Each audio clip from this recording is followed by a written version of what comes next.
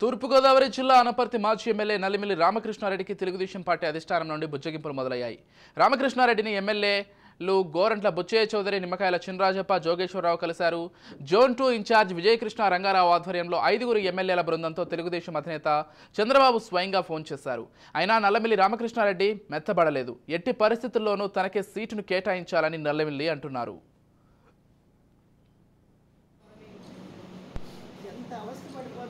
corona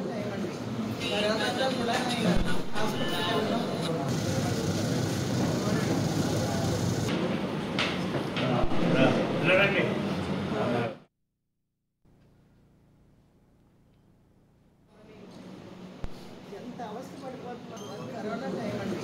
కరోనాతో కూడా hospital